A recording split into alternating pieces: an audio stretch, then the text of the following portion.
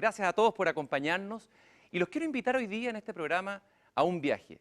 ¿Quién no fue cuando joven o nos sigue yendo a veces como mochilero a esa isla mágica que es Chiloé? Esa isla única en el mundo, la isla separada de nuestro continente donde los españoles resistieron más tiempo que en el resto del territorio. Isla de brujos, de mitos, del curanto, de comidas, de iglesias. Una isla llena de historias que supo preservar sus tradiciones, pero que ha sufrido también el impacto de la, entre comillas, civilización. Las salmoneras, la transformación de Kemchi en una suerte de lejano oeste, la prostitución de la cultura según algunos, la pérdida de las raíces, el mall de Castro, la gran aberración arquitectónica que se comenta a nivel mundial. Pero, ¿cómo llegar a conocer Chiloé realmente a fondo? Y para hacer eso pensé que no era ni un político, lógicamente. Los políticos normalmente hacen discursos sobre los lugares, ya hablan de la provincia, pero no hablan desde adentro del corazón la mayoría de ellos. Tampoco un antropólogo, desde una mirada teórica, aunque sería posible, un sociólogo. Y pensé, tal vez son los poetas, los únicos, los verdaderos guías que nos permiten conocer a fondo un lugar, un territorio. Alguien dijo una vez, habla de tu aldea y serás universal. La poeta, la profesora que tenemos hoy día aquí en la mesa, sentada en la mesa de una belleza nueva, es una mujer que ha resistido desde la provincia, que ha permanecido como muchos en el corazón más profundo de Chile, haciendo poesía, enseñando literatura y también luchando para que esa identidad de Chiloé no se pierda. Quiero darle una calurosa bienvenida a la poeta ganadora del Premio Altazor 2013, Rosabety Muñoz. Bien, Rosabety, gracias por estar aquí en Una Belleza Nueva. Hola, Cristian, buenas noches. ¿Cómo estamos? Contenta también de que vuelva al programa. Yo creo que mucha gente está en esta misma situación, ¿no? ¿Y nos ven en De Chiloé o alabar. no? Yo creo que sí, sí. ¿Sí nos ven? Sí. Oye, yo quería partir, Rosabety, con un poema tuyo que es Metalki, que está incluido en tu libro Hijos, y que dice, navajuelas, machos y hembras, cangrejos, cochayuyos, hasta piedras guardaré, para contarte de la isla cómo era antes de los depredadores. ¿Cómo era antes de los depredadores? Por eso te traje yo aquí a Una Belleza Nueva, Sí. para que tú nos cuentes cómo era esa isla. Tengo entendido, Rosabety, que bueno, tu infancia ocurrió en el Chiloé más de adentro, de las islas, y quiero que me cuentes un poco, que cierres los ojos, que los cerremos juntos y nos digas cómo era ser niño en Chiloé antes. Claro. En realidad hay que hacer primero, yo creo, una salvedad de que la memoria tiene esta elasticidad, ¿no? Que permite que uno recuerde lo que realmente fue, pero también una parte de lo que uno hubiera querido que sea, mezclada, ¿cierto?, con aquello que queda como sedimento en la memoria. Es interesante hacer esa distinción porque yo viví gran parte de mi infancia y de mi juventud, de primera juventud, en distintas partes de Chiloé. Por la profesión de mi papá, en realidad anduvimos viviendo en Alcagüe, en Ancud un par de veces en distintas épocas, y en islitas más pequeñas como Quenac. Entonces el Chiloé que yo conozco y del que tengo reserva, yo creo, es el pre-electricidad en No una había luz isla eléctrica. donde, claro, el Claro. motor se prendía a ciertas horas de la tarde solamente, y yo creo que la potencia, porque uno también convierte algunos lugares en simbólicos, como anclas, desde las cuales, ¿cierto?, uno puede establecer una historia y puede hacerla referencial también a otros momentos de la vida. Pero en Quenac, por ejemplo, el tema para cualquier niño yo creo que era un espacio de ilusión. Nosotros no teníamos un horario establecido de clase, por ejemplo, lo que yo recuerdo, sino que la ¿Había un profesor campana... rural solamente? Profesores, ¿Para claro, pocos una alumnos? pequeña escuela con profesores que hacían cursos cuarto y quinto juntos, segundo y tercero. Entonces, la escuela estaba en el centro del pueblo y tocaban la campana y uno iba a la clase. Y después las profesoras tocaban la campana, íbamos a un recreo y ellas se iban a su casa a hacer las cosas, el Claro. almuerzo, etcétera. Entonces estábamos todo el día disponibles. Pero mientras tanto en la playa, mientras tanto en el campo, jugando. Esa relación me imagino directa con la naturaleza, con el Con la paisaje. ¿Qué es lo naturaleza, que, si sí, tú cierras sí. los ojos, un recuerdo así entrañable, una imagen que sea como algo, tú hablaste de reserva, me fijé en esa Sí, palabra, casi como un sí. tesoro Un que guarda tesoro, la sí, memoria. sí, Ay, ¿qué sí. tesoro guardas tú de esa infancia? A propósito de lo que leías de las navajuelas, machos y hombres y todo, yo me acuerdo de la abundancia, de salir a mariscar como algo absolutamente natural, de las familias en general, no solo uno. En las noches con la lámpara Petromax por la playa, que eran las lámparas estas a petróleo, con una... salíamos a mariscar así, familias completas, en hileras por la playa, son imágenes que quedan fijadas así. Y esa abundancia del mar ya no es la Ya misma no hoy. existe, no, por supuesto. Es decir, cada vez se tienen que ir más lejos los pescadores, los buzos, incluso salen de Chiloé y de los mares interiores y tienen que aventurarse más hacia la 11ª región y está cada vez más peligroso el tema de la pesca y claro, ha cambiado muchísimo el Rosa tema de Betty, los recursos. tú dijiste que en uno de tus versos dices que mi padre está como, esconde la cara detrás de mis poemas. Me llamó mucho la atención ese verso. Mi Sí, padre esconde la cara detrás de mis poemas. Tu padre era carabinero. sí, sí. ¿Cómo marca eso tu infancia también? ¿Qué recuerdos tiene del padre? En una isla donde pareciera que la mujer es más fuerte que el hombre. O en un Sí. Chile donde parece que la mujer es más fuerte que el hombre, ¿no? No sé si en Chile, pero en Chiloé que sí está claro, sí hay un matriarcado ahí firme, pero en sottovoce, porque Por debajo. claro, porque No se dice. en la parte, digamos, pública, Ujú. el hombre, ellas mismas se encargan de hacer que el hombre sea el protagonista, digamos, de los episodios, sobre todo en las tomas de decisiones, aunque sabemos que la que Que realmente la que tiene el toma poder verdaderamente poder es la mujer. Sí, sí. ¿Y cómo le dicen al hombre? Tiene un nombre especial en Chiloé. ¿El ajeno? El ajeno, ese nombre es extraordinario. El ajeno, buen nombre. Sí, voy a decir a sí, es interesante eso, porque por ejemplo muchas mujeres antiguas que en el lenguaje sabemos lo que es la palabra, ¿no? Y se concentra gran parte del sentido de la cultura y decir que los hijos sí son de uno, pero el hombre siempre es un ajeno, siempre es otro. Pero Y yo te lo otro preguntaba por tu interesante, padre, por la sí, impronta del padre, sí. la figura del padre, ¿no? Yo creo que tiene que ver con el hecho de que no creo que en general la familia, el entorno de donde yo venía, valorara mucho, ¿cierto?, el tema de la literatura, ni de que yo me dedicara a eso. Yo creo que ese es el padre que está detrás, en realidad, no es solo mi padre, persona física, sino que es una manera de ver la familia, de no estar cierto presente dentro de una carrera como esta, que yo desde chiquitita quería ser escritora y no parecía una carrera que fuera buena para una estudiante que era buena estudiante y todo. Que seguramente hubieran querido mi familia que sea otra cosa. Rosa Betty, yo estaba presentando recién el Chiloé, que de alguna manera parece que hubiera desaparecido. Se habla del Chiloé mágico, el que todos conocemos a través de las leyendas que aprendemos en el colegio, el imbunche, el curanto, que llega a ser casi ya una tarjeta postal a estas Sí, alturas. sí, sí, sí. Pero ese Chiloé mágico verdaderamente existe o existió, ¿y cuál crees tú por qué es mágico Chiloé, si es que lo es? Yo creo que sí existió en términos de, y todavía existe, sí, porque todo el imaginario de una manera de vivir, no estar aislado, ¿cierto? Tener que responder frente a la subsistencia y a la historia, digamos, tener que responder con los recursos que tiene una comunidad que está obligada, ¿cierto?, a vivir con el mar por un lado, ¿cierto?, y el cultivo de la tierra por el otro, todo muy precario, es decir, con mucho esfuerzo, ¿no?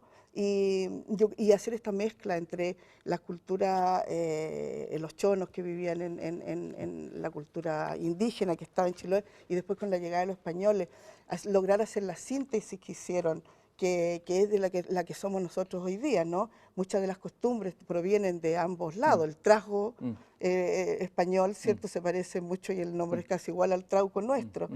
Todo el imaginario que está construido en un entorno que es bastante cerrado, yo creo que ha hecho que las claves también, ¿cierto?, sean como mágicas porque se van respondiendo con los elementos propios de lo que tienen a su alcance y ahí forman una cosmovisión que es, yo creo que hasta los días de hoy todavía en el Chiloé profundo existe. Se habla que Chiloé, la cultura chilota es como una Chiloé una cultura de frontera. Y las culturas de frontera son muy creativas, donde Sí, sí. se cruzan elementos. Eso hace que tal vez el chilote, ¿cómo es el chilote en términos, así estoy hablando como característica? ¿Cuál es su carácter? ¿Cuál es su manera de ser? Que lo diferencia del resto de los chilenos continentales, digamos, incluso los chilenos del sur. Sí. El chilote, ¿qué características tiene así esenciales desde tu punto de vista, de tu mirada? Desde mi mirada yo creo que es bastante complejo. ¿Ya? El chilote es complejo. No es fácil de definir en dos o tres rasgos. Yo creo que también el tema esto de que componen la estructura mental, no solamente las bondades de vivir de la naturaleza, de querer siempre estar abierto hacia los otros, de entender a este ajeno, a este otro que es el continental y el que está afuera de mis límites más cercanos, también tiene una complejidad y una oscuridad y un abismo, ¿no?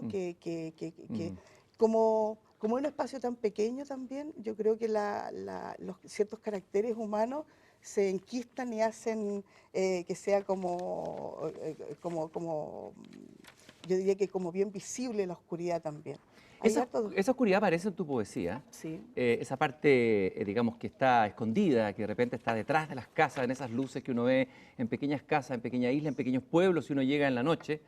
Y tú tuviste una historia que a mí siempre me impresionó mucho, y es que tú viviste en una casa de citas, es decir, llegaste a un lugar que había sido antes un prostíbulo. sí, Y ahí publicaste un libro que se llama Las sombras del Roselot, sí. y que me gustaría que me contaras un poco la historia, dónde fue eso, quién era el Roselot y qué significa vivir en una casa de citas o en una casa que fue Sí. casa de citas, ¿no? Una casa llena de historias, ¿no? Mm. Sí, en realidad eso estaba en Chiloé continental, en lo que fue Chiloé continental y que hoy día es una provincia aparte, que es la provincia de Palena. Mm. Estuve viviendo 5 años allí. Como tenía mis niñitos muy chicos, buscamos una casa grande y esta era la casa más espaciosa que había, una casa que había sido en algún momento un lugar de citas porque estaban haciendo la carretera austral y llegaban estos cuerpos militares Ujú. del trabajo, entonces siempre traían niñas que bailaban allí, toda una Ujú. casa que hasta tenía los focos en el piso del living ¿Ya? donde jugaban mis niños. Una casa llena de historias, llena de puertas Ajá, ajá. y yo creo que muy estimulante para ¿Y qué cualquiera te vivir pasó a ti en con un... esa casa? Porque uno establece con las casas ciertas relaciones. ¿Qué Sí, sentiste sí, tú sí, en sí, esos sí. espacios? ¿Qué te pasó? Sí, ¿Mm? yo creo que era, para empezar, el tema con el entorno para mí fue bien conflictivo en Chaitén, porque era un lugar muy bello, pero yo creo que como ciertas flores envenenadas, Mm. así que tiene, Ujú. que después podemos conversar de eso si Mm. quieres, pero Sí. un ambiente como opresivo de alguna manera, y dentro de esta casa estaba como los efluvios todavía, ¿no? Del encuentro que podía tratarse entre esta familia, esta dueña de casa que podría haber Mm. sido que hace su aseo, la cocina, las camas, una vida bastante doméstica y normal, sabiendo que hay como un sustrato en esa casa donde la ocurrencia del tema del eros y además, no solamente eso, sino que de un tema de violencia muy Mm. fuerte, estaba muy presente en las paredes, en todo.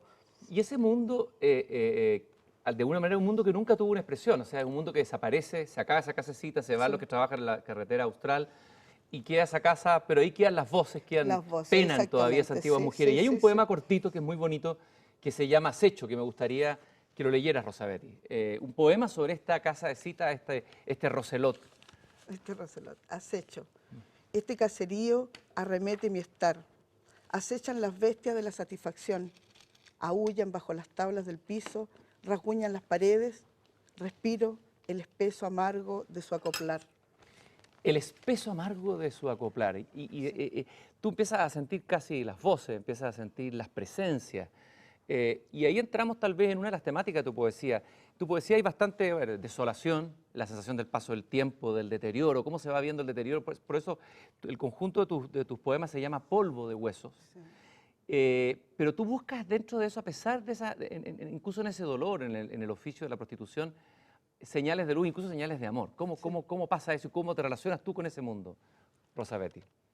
Parto de la idea que el corazón del hombre, digamos, es el Mm, mismo mm, siempre, y que lo que nos toca vivir son circunstancias vitales mm, diferentes nomás. Entonces, por supuesto, suelo tener mucha solidaridad o mm, mucha, como diría, apego, mm, ¿no? Con las manifestaciones del amor, mm, sean cuales mm, sean. Y yo entiendo que están en todas mm, partes y en cualquier espacio. ujú. Y entonces encontrarlas allí en esa casa no era nada de difícil. Tiene que haber vivido historias muy, muy profundas también. Cuando quise encontrar el nombre para ese libro tuve problemas porque Mm, no tuvo nombre, era mm. una casa, era donde el apellido de las hermanas que vivían allí, las dueñas de la casa. Y eso le puso porque en Puerto Montt hubo un puerto, o sea, una parte del puerto que Ujú, se llamaba Roselot y allí estaban mm. las casas de Holgorio, digamos, sí. Coloqué un mapa aquí de Chiloé que nos acompaña Sí, y ahí uno ve claramente la insularidad. Se ha dicho que sí. Chile es un país insular, pero Chiloé es una Y isla dentro de la... dentro de una isla. Sí, ¿Qué sí. significa ser tan isla, digamos? Isla, isla, isla. Bueno, tiene sus privilegios Mm, también, además de lo clásico que hemos reclamado eternamente por el olvido institucional que ha mm, mm, significado el que no tengamos acceso, vías de acceso adecuadas, no tenemos hospitales mm, como corresponde, no tenemos universidad, nunca hemos mm, tenido que todos los niños jóvenes tienen que salir de la isla para poder estudiar. Todos nos tuvimos que ir en algún momento. Somos siempre como una diáspora eterna en los chilotes. Y antes, más antes todavía, en el tiempo en que yo me estaba criando, cuando era niña, los hombres se iban todos de la isla, todos, tenían que ir a trabajar al sur argentino, a la Patagonia chilena, tenían que ir a las faenas de la esquila, las mujeres pasaban muchos meses sin los maridos, ellas tenían que hacer las siembras, etcétera. Todo lo que sabemos de la cultura de Chiloé ha seguido, es decir, han pasado muchas décadas y sin embargo aún no tenemos, como digo, universidad, aún tenemos que ir a Puerto Montt para las especialidades médicas, por ejemplo, aún para cuando un niño se especializa mucho, un joven chilote tiene que salir de la isla porque no puede volver a trabajar a una isla que sigue teniendo servicios muy precarios, los tránsitos sociales y de trabajo son todos muy precarios. Ahí hay algo difícil de conciliar, porque había por un lado todo un movimiento que pide el famoso puente de Chacao, y hay otros que están en contra del puente. A ver, ¿dónde estás tú en esa idea de que el territorio hay que unirlo a través de un puente? Yo no creo que haya que hacer un puente. ¿Por qué? Porque no creo que a los chilotes nos sirva un puente. El puente en realidad, sinceramente creo que les sirve a los que están interesados en tener empresas, en hacer Chiloé de pasadizo, para tal vez pueda servir algo para el turismo, pero en general yo creo que los chilotes necesitamos otras cosas. Si nosotros nos preguntaran realmente a los chilotes que vivimos ahí el año entero y cuáles son las necesidades, primero que todo un hospital con todos los servicios, con todas las especialidades, necesitaríamos una universidad buena, estatal, ojalá, necesitaríamos otro tipo de conexiones, caminos de conectividad buenos, realmente expeditos que permitieran ir a todos los sectores. O sea, ¿tú crees que el puente es más bien El puente es una invención que usan los sí, chilotes para otro tipo de intereses? Sí, yo creo que es una invención. Y además el puente ya fue construido hace muchos años y eso lo saben también todas las personas que conocen algo de Chiloé. El puente más invasivo, el peor de todos, ya fue con la llegada de los medios de comunicación social, de una cultura que ha llegado a arrasar con los restos de nuestra cultura. Ahí entramos en un tema que es la devastación, sí, ¿no? Sí. La destrucción de esta cultura de la que hablábamos, donde era muy importante la comunidad, los valores propios, las raíces, el lenguaje, etcétera, las tradiciones, etcétera. Viene la destrucción y hay un libro tuyo que yo creo que de manera simbólica, pero también real, da cuenta de esto, que es el libro Ratada. Sí. Y tengo entendido que tú viviste esto tiene que ver con Chaitén. Sí, y me gustaría que me contaras brevemente cómo fue tu paso por Chaitén, digamos. Sí, ¿Ah? En realidad fue un paso bien conflictivo, diría yo, en lo personal, porque era un lugar bellísimo, pero realmente bello. Yo creo que sobrecogedora la belleza. Hay un libro que yo siempre comparo con Ratada, que lo escribió hace muchos años un sacerdote, donde hablaba de que en ese lugar era imposible el pecado, de tan bello y tan puro que era todo lo natural. Era un paraíso. Él lo vio así, además lo conoció con ojos de niño. Y a mí me impresiona porque lo que yo escribo es totalmente lo contrario, es decir, el pecado asomando casi junto con las cascadas y las flores y los helechos y todo. Yo creo que es conflictivo porque no se trata solo de Chaitén. Yo creo que el tema allí es que lo que le permite a uno vivir en una comunidad pequeña, como vivió yo durante toda mi vida, es que uno hace el ejercicio como del que trabaja un científico con el microscopio sobre el tejido enfermo. Es capaz de ver todo porque uno tiene el tiempo, la fijación, las oportunidades de mirar en una comunidad pequeña lo que está sucediendo al mundo entero en realidad. El microcosmo, el digamos, microcosmo. que da cuenta de todo el macrocosmo. Exactamente. Y en ese sentido el libro Ratada, claro, está dando cuenta más bien de un tiempo que solamente de un espacio o de un lugar. Hay un poema que me gustaría que me leyeras de este libro que se llama Tan enorme plaga. Brevemente me gustaría que me dijeras qué es lo que son las ratadas. Para los que viven en la ciudad no tienen ni idea, digamos, qué significa las ratadas. Claro, y aunque lo busquen en la Real Academia no van a encontrar no lo van la palabra. A encontrar, no, porque es una palabra acuñada, se trata de un fenómeno que se da cada 18, 20 años, donde se termina el alimento en los bosques, dicen, se seca la quila, entonces las ratas salen a buscar comida a los pueblos. Y se llena, y ya son invasiones de ratas en los pueblos. Cuando yo llegué a vivir a Chaitén acababa de terminar una, y yo conseguí videos, fotos, y es realmente impresionante, porque la gente idea todo tipo de formas de exterminio. Eso en sí mismo ya es súper inquietante. Y además que la idea de las ratas es como las ratas que escapan del naufragio, ¿no es cierto? Cuando empiezan a aparecer las ratas es por algo, ¿no? Sí, siempre una señal. Una señal, la cultura tradicional, me imagino, chilota, Así como los piojos creo que son señal de pena, ¿no? Sí, sí. Creo que creían eso. Exactamente, sí, sí. Dicen que para el terremoto a mucha gente se le llenó la cabeza inmediatamente de piojos. Porque es la pena, el organismo que reacciona. Sí. ¿Y las ratas qué pueden significar, según tú, en este caso, para Chiloé, como símbolo? Yo creo que el símbolo del mal, la peste que está llegando, y la peste mirada como el abandono de la construcción más positiva de lo que tenía nuestra cultura. Yo no creo que todo lo de la cultura hay que conservarlo igual. Yo no soy conservacionista en términos estrictos de que haya que seguir trabajando con los mismos instrumentos de madera. Yo creo que los objetos, las herramientas, toda la cultura objetiva, digamos, es para ayudar, ¿cierto?, a que lo verdaderamente importante, que son los valores, es decir, de la cultura, se sostengan. Y en ese sentido a mí no me interesa con qué cosa se hace, pero que los valores como la solidaridad, por ejemplo, la relación que se tiene entre la vida y la muerte, la cosmovisión, esa sí se comparte. Y el poema, extraordinario porque la poesía de Rosabetti tiene una precisión, va al hueso con la palabra, es tan enorme plaga que me gustaría que la leyeras, sobre esta peste, esta ratada, símbolo del mal en Chiloé. Tan enorme plaga que las madres no dejaban salir a los niños. Perros y gatos se escondían, ponían paños húmedos en las puertas para que no entren las ratas. Se caminaba entre lauchas, se hicieron canales profundos para aislar las casas, tambores, hoyos con tiestos de cloro. En su agujero, la rata, peladura en el lomo, mira lado a lado, enferma también por la náusea del exterminio. Se comió a todos los suyos y ahora trepa por el respaldo de esta silla.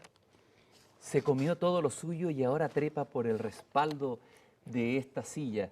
¿Y esto ocurría efectivamente en un pueblito en la zona de Chaitén o en Chaitén mismo? En Chaitén mismo, sí. ¿Y tú profetizaste o sentiste, porque los poetas tienen algo de profeta siempre, sentiste algo en Chaitén que auguraba esa catástrofe natural que iba a venir después, unos años después, esta que hemos conocido a través de la prensa, esa erupción del volcán y todo? Claro. ¿Estaba cargado ese lugar como para que ocurriera eso?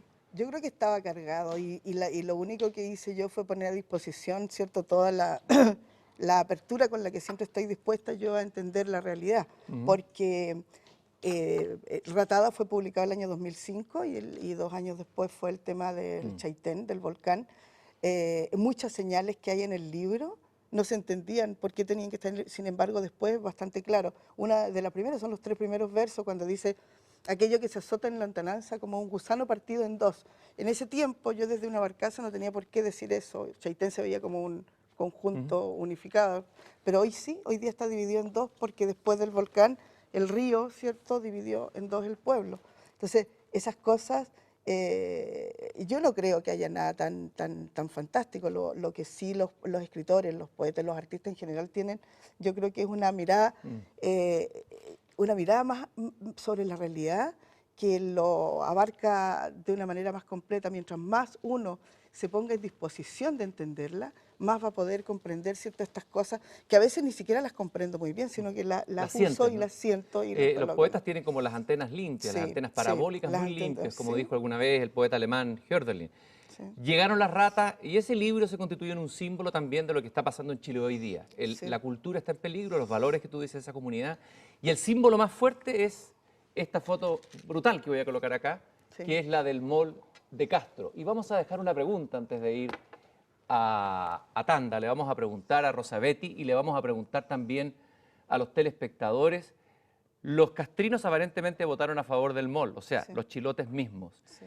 ¿Este mall es el comienzo de un progreso que va a ayudar al desarrollo de Chiloé o es la destrucción, el fin de ese Chiloé que tú has cantado en tu poesía? Vamos a ir a una breve pausa comercial y volvemos con Rosabetti Muñoz, poeta, profesora, resistente de la poesía en Una Belleza Nueva.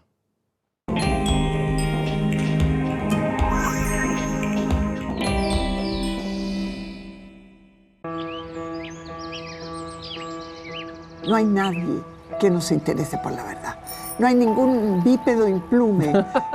Por eso levanto mi bandera, mi símbolo, desde Antofagasta hasta Estocolmo, en esta mañana súbitamente invernal. Entre todos los infinitos números, que no existen números que satisfagan esta relación. Le dimos a nuestros cuerpos cadáveres el orgasmo que los vestía de ángeles.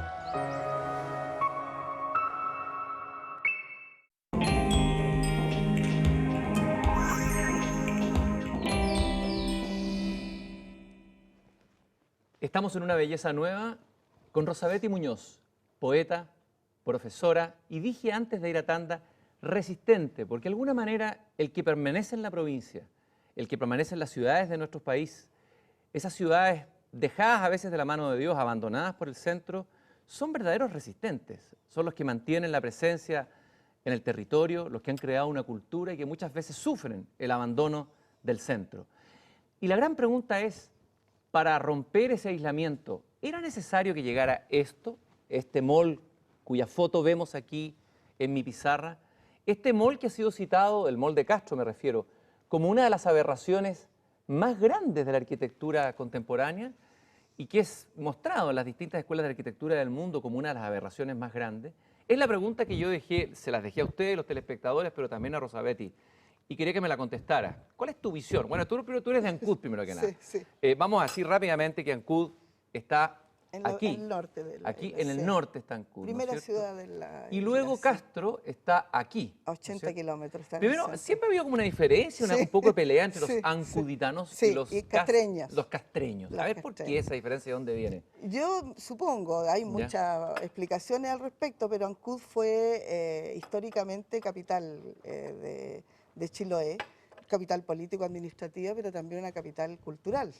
Allí estuvo la famosa escuela normal, que ya sabemos lo que fueron las escuelas normales en todas partes donde estuvieron generadores, ¿cierto?, de todo un entorno, no solo frente a la educación, sino que también a los cambios sociales, etcétera.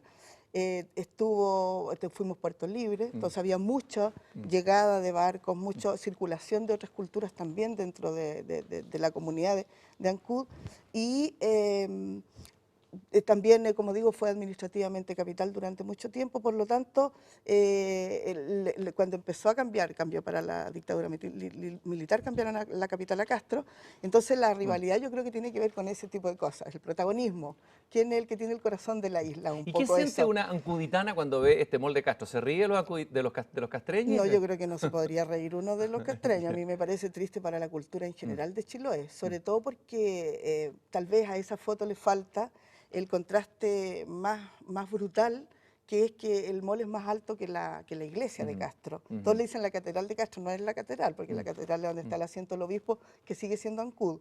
Pero en la iglesia de Castro, que es una de las más bellas de Chiloé, la grande, que siempre fue como la señal para los navegantes, para todo, tremendas iglesias y torres, el mall en perspectiva es más alto que la iglesia, y yo creo que eso tiene mucho que decir simbólicamente respecto de lo que está pasando. ¿Y qué es lo que dice Es decir, simbólicamente para ti esto? ¿Qué simboliza esto? que nosotros estamos traspasados también por los mismos males que todo el resto del país y del mundo, en el sentido de que el consumo y el capitalismo ha llegado a ser tan exitoso, digamos, en su contaminación del cuerpo total del país, que también en Chiloé está la gente, hay mucha gente que ha votado porque quiere que el mall exista allá, que quiere comprar porque no quiere ir a Puerto Montt, pero hasta ahora tienen que ir a Puerto Montt al mall.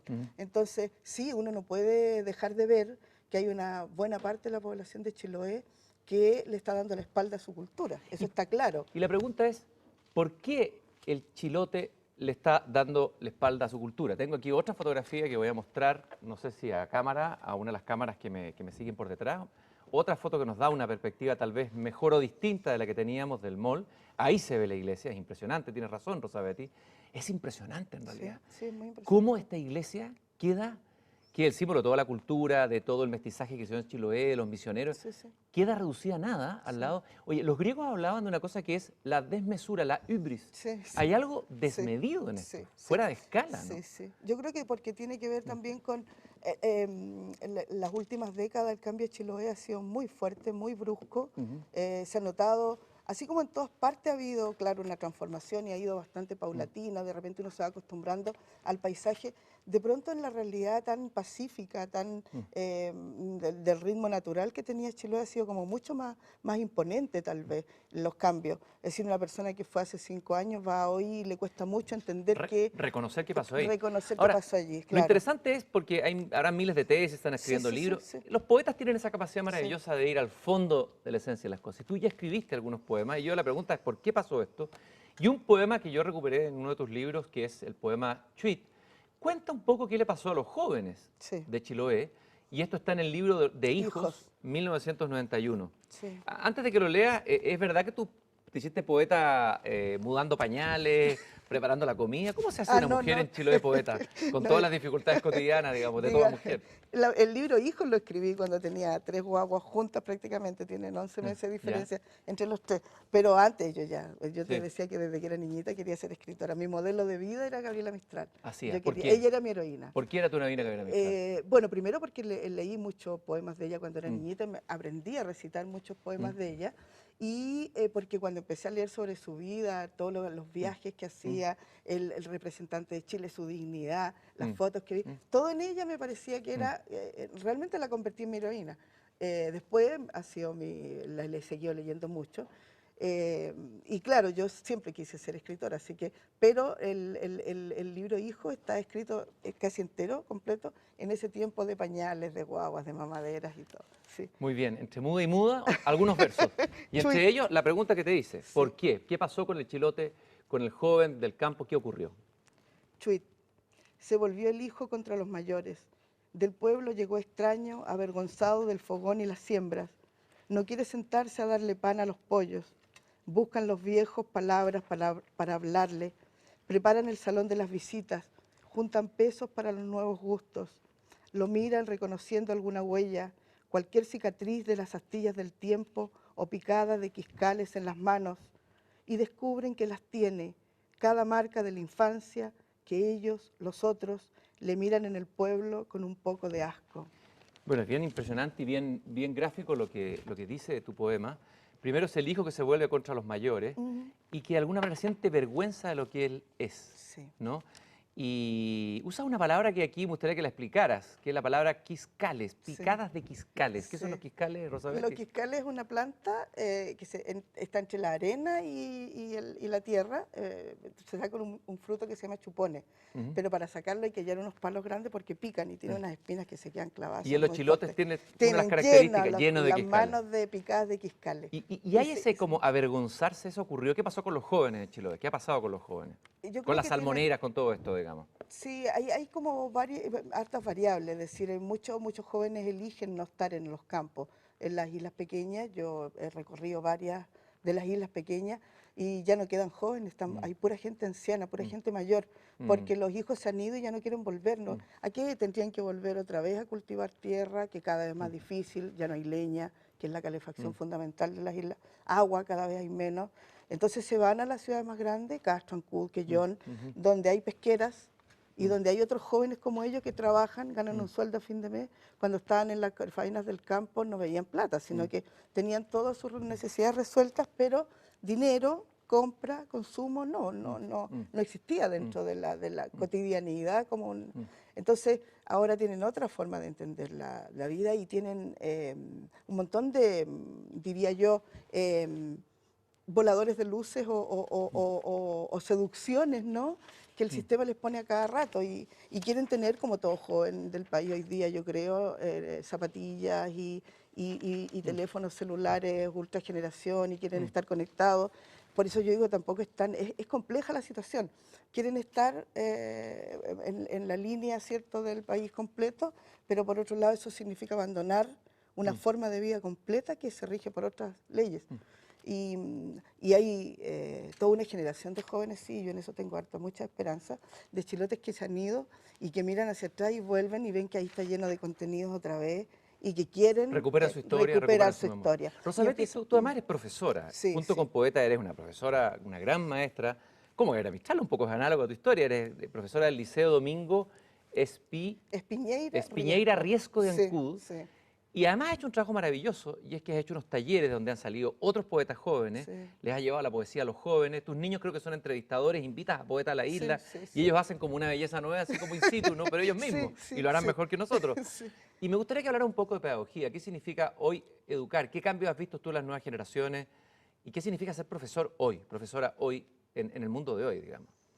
Yo creo que es una tarea durísima, porque hay un problema serio, primero del origen, desde la familia misma que ya no está educando, por lo menos en la realidad que yo conozco, porque no puede, porque está trabajando la mamá, el papá, hasta la abuela, las tías. Todo el mundo tiene que sostener un sistema que está lleno de tarjetas, lleno de compras a plazo, etcétera. Entonces difícilmente están en un hogar y la escuela se ha convertido casi en el único espacio donde pueden llegar a ordenar o formar de alguna manera una forma de entender el mundo, de una cosmovisión, una entrega de valores, y además de la educación formal que uno supone que tienen que entregar contenido, etcétera. Eso fíjate que tú estás diciendo, le escuchaba el otro día a una profesora francesa que dice que en Francia hoy día el gran problema es que las escuelas públicas Sí. están siendo los hogares, porque las Exacto. familias están desintegradas por los problemas de la inmigración, etcétera, Sí, sí, sí. y la cantidad de suicidios entre los jóvenes, por lo menos en Europa, Sí. y las escuelas pasan a ser las casas, digamos. Claro, Y las claro. casas desaparecieron, es bien impresionante. O sea, hoy día, paradójicamente, los profesores tienen menos herramientas, a lo mejor, Sí. ante un mundo nuevo, pero tienen un papel doblemente Mucho importante. más importante, sí, mucho más exigente y es bien tremendo porque a tal punto llega el hecho de que es la casa, que están desde las 8 de la mañana hasta las 5:30, 6, a veces mucho más de la tarde, el día completo allí, comen allí. Y no hay espacios que uno pueda creer que, o sea, lo de la casa es una forma de decir nomás. Dentro de los espacios mismos no tienen nada que ver con un hogar. Si ahora tienen estos sistemas de locker, de salas que andan por los pasillos circulando, es todo muy, muy, muy adverso, muy, muy poco acogedor, ¿no? Entonces están como cada vez más solitarios los chicos y entregados a esto que es como virtual, ¿no? La felicidad es virtual. No está en los compañeros ni en las relaciones humanas cercanas, sino que en toda esta posibilidad que tienen global de cantidades de gente que conocen y que se supone que son amigos, pero a la hora de la verdad Sigue habiendo están soledad. más solos que nunca, yo creo. Están mucho más solos de lo que estuvieron antes, cuando está la familia extensa, cuando no siempre había una tía o una vecina o alguien que le iba a abrir la puerta, que podían ir a tomar once, que cuando salían de la escuela había un lapso entre que no estaban los padres o alguien. Hoy día hay todo un debate vocacional en el país profundo, digamos, pero me gustaría tomar un aspecto. Tú hablaste recién hiciste como un homenaje a las normalistas, de donde Sí, viene Gabriela Mistral. sí. ¿Qué tenía esas escuelas normales que fueron destruidas? Sí. También en el gobierno militar ocurrió eso, que Sí. empezaron a desaparecer y reemplazadas por escuelas de pedagogía de algunas Sí. universidades, junto con la desaparición de las universidades públicas o el Claro. empobrecimiento de estas. Pero ¿cómo eran las educadoras normalistas? ¿Qué es lo que tenían que podría uno recuperar hoy día en la pedagogía de hoy, que podría la pedagogía de hoy aprender de ellas, crees tú? Yo creo que en Chiloé quedó muy marcado, porque los niños, hasta los días de hoy, los niñitos chiquititos saben distinguir a quién le dicen profesor y a quién le dicen maestro. Ah, sí, eso es impresionante. Sí. Todavía le dicen ellos saben a quién decirle maestro. ¿Quién es un maestro? Un formador completo, que le preocupa que el niño, cómo viene de la casa, si está triste, qué le está pasando a los vecinos, al papá, en qué está trabajando los padres, que sabe todo esto, y no que imparte solamente una asignatura o conocimiento. Ese maestro era al que aspiraban los normalistas, al ser una persona que le interesaba un todo respecto de la comunidad, el niño y su entorno. Es decir, yo recuerdo que cuando era niña, las reuniones para que haya luz eléctrica, para que haya agua potable, se hacían en la escuela y las dirigía el profesor. Y el profesor invitaba a los papás. Es decir, una comunidad que aprendía a convivir con estos lazos solidarios, pero también que tenían estos ejes que además eran republicanos. Es decir, la escuela normal estaba percibida, formaba a estas personas que se iban a las comunidades y trabajaban con ese aporte que era fundamental para el Ahora, tú dijiste para el que había desarrollo. señales de esperanza, porque tú estás en contacto mucho con los jóvenes. Sí, Señales sí. de desesperanza y esperanza. Sí, Percibo sí. un poco en tus palabras. ¿Ah? Sí, sí, Una pues, mezcla, ¿no? A ver, ¿cómo percibe a los jóvenes hoy, a las nuevas generaciones? Tú los estás formando, haces talleres, eres muy activa, eres una profesora tremendamente activa. Esas profesoras que uno hubiera querido tener de profe castellano, ¿no sé? O sea, profe de lenguaje y comunicación, como se dice hoy.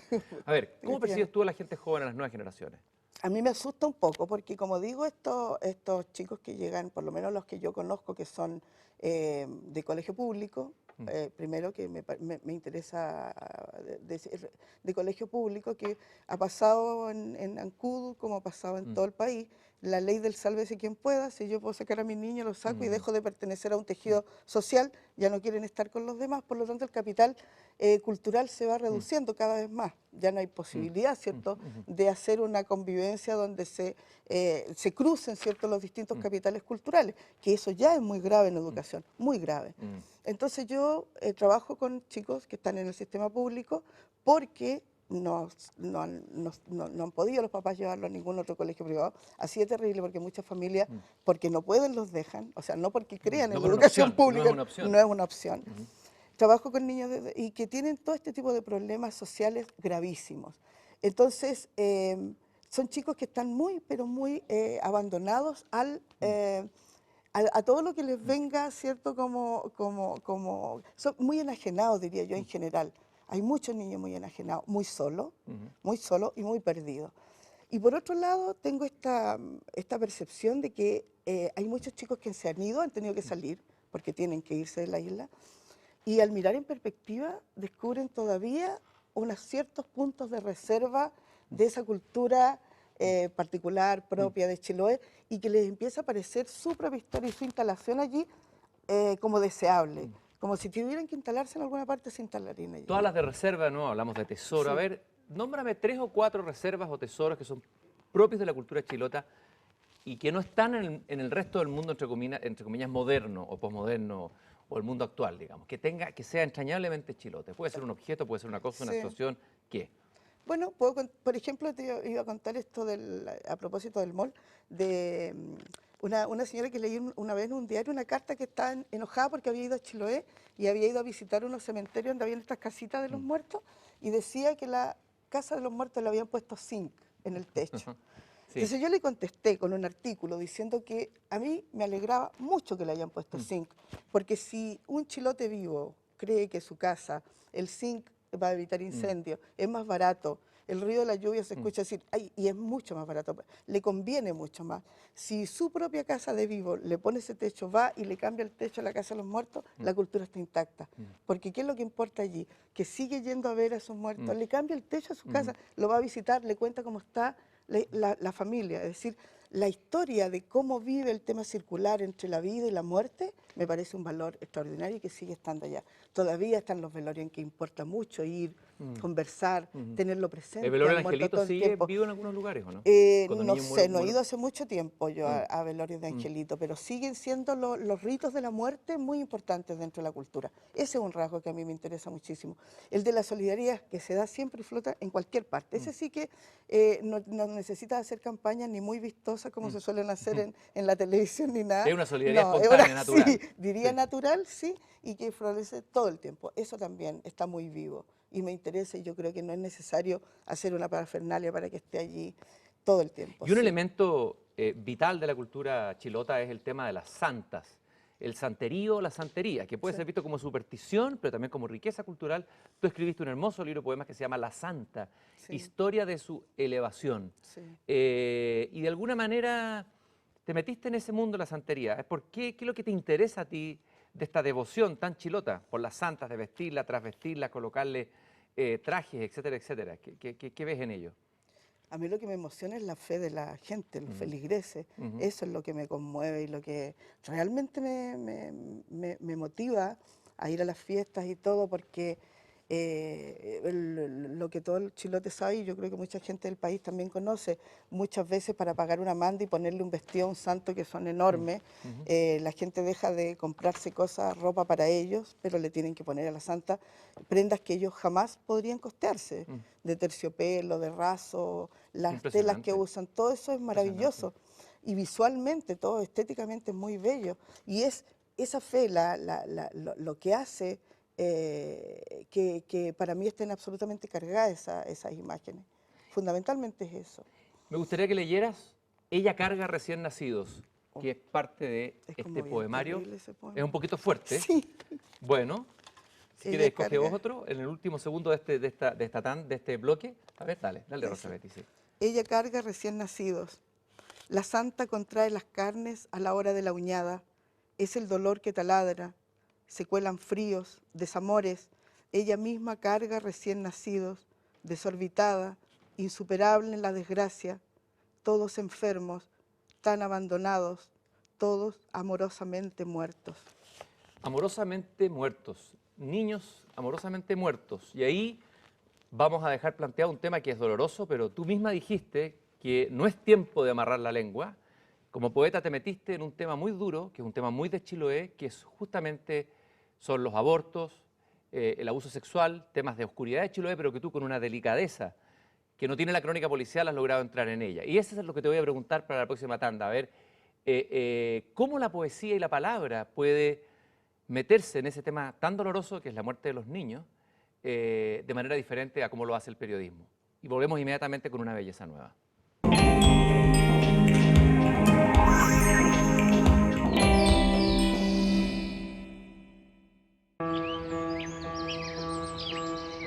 No hay nadie que no se interese por la verdad. No hay ningún bípedo implume. Por eso levanto mi bandera, mi símbolo, desde Antofagasta hasta Estocolmo, en esta mañana súbitamente invernal. Entre todos los infinitos números, que no existen números que satisfagan esta relación. Le dimos a nuestros cuerpos cadáveres el orgasmo que los vestía de ángeles.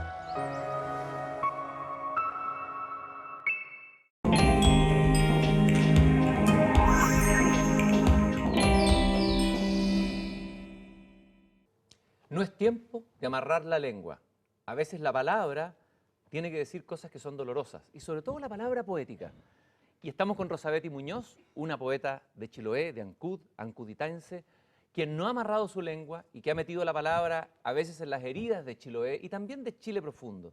Y le preguntaba antes de ir a esta tanda comercial, y les preguntaba también a ustedes, ¿cómo la literatura y la palabra poética puede entrar en las realidades dolorosas y sombrías sin caer en el morbo en que caemos a veces los medios de comunicación? Y tú tienes ahí en tus manos un objeto que es un libro y que me gustaría que me contaras y fueras desanudando. ¿Qué es lo que tienes ahí, Rosabety?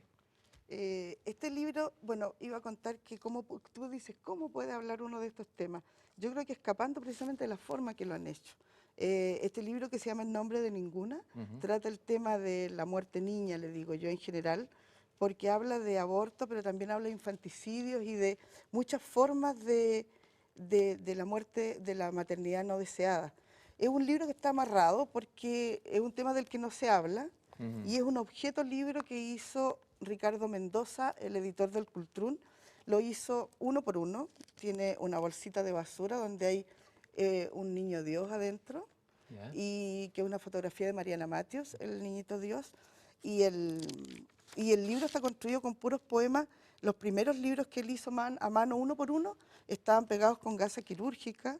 Ahora hizo solamente unos cuantos ejemplares de esto, porque es un libro objeto, precisamente buscando la belleza detrás de este tema Del dolor, tremendo. del dolor, Claro, del horror. sí. Primero vamos viendo la bolsita de plástico, eso es Sí, porque ahí... un vaso de basura. ¿Qué pasa ahí? Lo que pasa es que este libro nació de dos hechos bien concretos.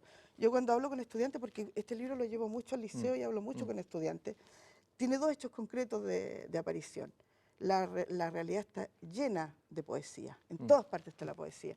Y yo recuerdo exactamente el día en que iba caminando por la calle Pudeto, que es Ancud, y un kiosco, el kiosco principal, tenía un titular de diario enorme que habían encontrado una guagua botada en un tarro basurero. Y en un tarro de la basura. Y entonces me indignó, me conmovió, no porque no haya escuchado de infanticidios antes o de abortos antes, sino que por el uso de la situación, por el morbo de ponerlo en titulares rojos, ocupando casi toda la página para llamar la atención, y porque estaba segura que al sistema y al diario y a todo le importaba muy poco lo que había detrás de esa historia en realidad. ¿Y qué es lo que hay detrás de esta realidad? Así, en breves palabras, Rosabety. Bien cortito, es sobre todo en esta sociedad media loca que tenemos, en que todo el día incita a los jóvenes al erotismo, están erotizados completamente por todos los medios. Cuando ejercen la sexualidad se les castiga por las únicas. Yo he tenido muchas estudiantes, alumnas que quedan embarazadas de niñitas, 14, 15 años, y tienen que asumir un papel para el que no están preparadas, para el que no tienen recursos, y entonces toman decisiones a veces que son tremendas, como decía un poeta amigo mío, niños que matan a otros niños. Todo ese tema tan brutal y tan tremendo, del que no se habla públicamente, no se hace educación sexual en los colegios, realmente educación como debería ser no se hace, y no se asumen estos temas. Todas las medidas son tangenciales y no aluden realmente al corazón del problema. Claro, un libro de poesía no viene a solucionar nada de eso, no es su intención tampoco, pero sí yo diría que estuvo en el origen de este texto. Y hay una historia que tú cuentas, bueno, hay una primera, no sé si está la fotografía del álbum, que dice, la de la foto, no, sí, es la misma que jugaba con su muñeca todo el día, ¿no? Sí. Y en la noche la arropaba para que no sienta frío ni miedo. Sí. Se resistió a tirarla cuando perdió un ojo, siguió negándose cuando cayó sobre la estufa y se quemó el brazo de goma, y cuando quedó con una sola pierna. Es la misma, sin señales de pena, posa con los restos del recién nacido sobre los trapos con los que limpió el piso. O sea, la misma niña que cuidaba a su muñeca, la infancia se acaba rápidamente. Sí. Y ahí viene también el tema del incesto. Yo sé que tú tienes una particular mirada, un incesto que es castigado, el padre que se mete con la hija. ¿Cuál es tu mirada de ese incesto, que es tan brutal, tan atávico, porque viene de sociedades muy antiguas y tan presente en Chile hoy día? Sí, está muy presente. Yo no sé si solamente en Chiloé, yo sé que es un problema serio y social en Chiloé muy grave, pero son estos temas ocultos. Yo no sé cómo está el tema de las estadísticas al respecto, pero sí está enquistado en sociedades pequeñas, en sociedades que son como muy cerradas. Por eso decía delante que, claro, Chiloé está lleno de maravillas, pero también de impiedades, de terrores, de espinas, de cosas muy tremendas. Y una de ellas yo creo que es esta, el tema de la convivencia en espacios muy pequeños, hay islas completas de que son un par de familias solamente. Entonces hay muchos cruces allí que son muy violentos también. Entonces todo eso está tratado en este libro, escapando, ¿cierto?, del trato Crónica Roja, de todos modos. De hecho, fue tan fuerte lo que tratamos de hacer que con un grupo de amigos artistas, cuando escribí este libro, hicimos una muestra general con instalaciones, escultura, fotografía y pintura, donde todos hicimos un aporte respecto de este tema, o sea, un poco para sacárselo de las garras donde lo suelen tener los medios de comunicación. Al periodismo amarillista. Sí, sí. Hay un texto aquí que es muy hermoso y que da una suerte de señal de esperanza, que es: y esta es la Bernarda. Y me gustaría que leyeras ese texto y brevemente contaras la historia. Es que, claro, yo decía antes que uno de los hechos que motivó este libro fue lo del titular del diario, y el siguiente fue esta historia de la Bernarda, que es una amiga mía que es socióloga, que ella vio el mismo titular, pero ella hizo un gesto que yo creo que son gestos distintos. Yo escribí poesía, ella hizo un gesto político. Ella fue y pidió a esa guagüita para adoptarla, para que tenga una familia. Que había sido abortada. A la misma guagüita que encontraron botada en un tarro de basura. Le puso un nombre, hizo un funeral en Puerto Montt, fue muy bien, con globos blancos, le hicieron una tumba, muy bonito. Esa es la historia de este. Y leamos ese bellísimo y delicado texto. Y esta es la Bernarda. Ella leyó en el diario una noticia sobre el asunto de las guaguas botadas en basureros públicos y se le contrajo de golpe el vientre vacío. Reclamó en el juzgado al primer niño para acunarlo muerto. Le puso de nombre Aurora y lo enterró en un lugar sagrado para tener dónde ir a dejarle flores. La tumba que compró es amplia para que vayan llegando sus hermanitos.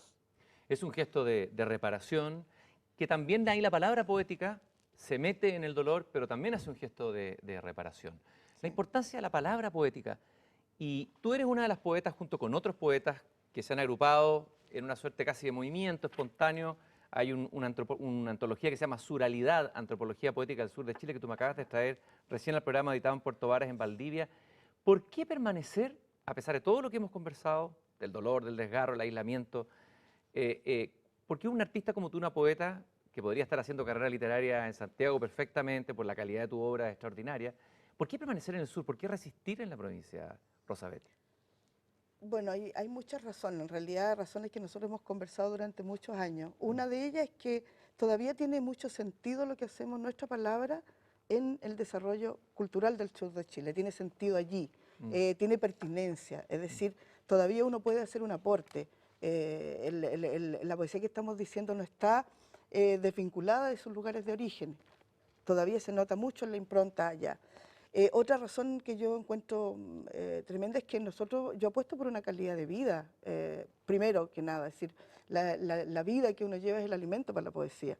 Yo no creo en una obra así, tengo que tener una vida que realmente sea de una profundidad, de una densidad y de una consistencia. Y de una verdad, ¿no? De una verdad, de una autenticidad. ¿no? Que claro, y sobre eso es de lo que puedo escribir, también ese es un tema importante. Y el hecho de que uno no esté esperando siempre un reconocimiento del centro también muestra que no estamos hablando de carreras literarias, ninguno de nosotros, yo creo. Estamos tratando de escribir el sur de Chile. Y ese ha sido un trabajo en el que hemos estado involucrados todos. Gracias a todo lo que hemos hecho todos estos años, ninguno se cree como la voz de la provincia, sino que somos todos parte de un coro muy afiatado, yo creo, algunos son solistas mejores que otros en determinados minutos, pero en realidad yo creo que para entender el sur, alguna vez van a tener que acudir a la poesía, como decía Jorge Telier, nuestro querido poeta, que es el guardián del mito, ¿no? Sí. Para eso estamos trabajando. Cuando termine esta fiesta, en la resaca, vamos a decir, ¿dónde miramos? Ahí está el capital. Cuando se caiga el mall, ojalá que se caiga algún momento, cuando se deshaga, nos cansemos de los malls se han muerto, vamos a volver con Telier a la poesía. Y tengo una foto de Telier, la voy a colocar arriba, el mapa de Chiloé. Yo sé que tú lo querías mucho, el gran poeta Lautaro. Y él decía, Rosabetti, creo que esto te interpreta, porque no importa ser bueno o mal poeta, escribir buenos o malos versos, sino transformarse en poeta, superar la avería de lo cotidiano, luchar contra el universo que se deshace, no aceptar los valores que no sean poéticos. Y creo que es el resumen de tu propia trayectoria. Muchas gracias, Rosabetti, por haber estado acá, por resistir con poesía desde el sur, como profesora, como creadora. Gracias por haber venido a Una Belleza Nueva. Gracias a ti, Cristian.